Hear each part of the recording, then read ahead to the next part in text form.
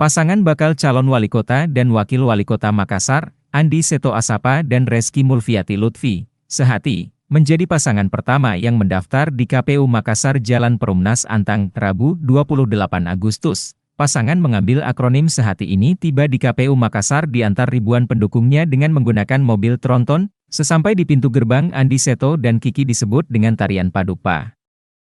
Kemudian pasangan ini bersama pimpinan partai pengusung Gerindra, Nasdem, PAN dan PSI diterima di dalam ruangan oleh para komisioner KPU dan Bawaslu Makassar. Saat penyerahan berkas, pihak KPU memeriksa satu persatu berkas yang telah diberikan termasuk rekomendasi B1 KWK dari partai pengusung. Hasilnya, berkas pasangan ini dinyatakan lengkap. Bakal calon wali kota Makassar, Andi Seto Asapa mengatakan pihaknya siap melengkapi jika ada kelengkapan berkas yang dianggap kurang. Ia pun berharap Bawaslu bisa memantau proses pilkada di kota Makassar, sehingga bisa melahirkan pilkada yang jurdil dan berkualitas.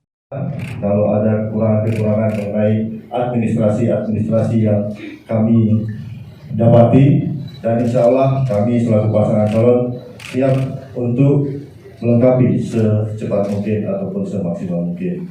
Dan kesempatan ini juga kami mengucapkan terima kasih yang sebesar-besarnya kepada Ketua Bawaslu yang hadir.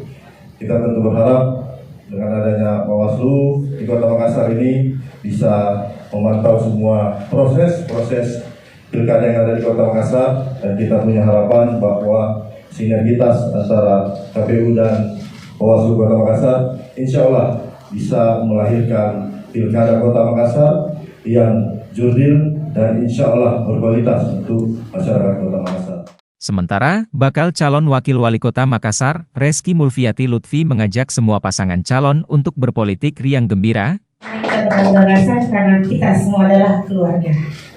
Insya Allah kami dari pasangan sehati akan memberikan Makassar nyaman untuk kita semua. Heru Fajar TV Fajar Radio melaporkan.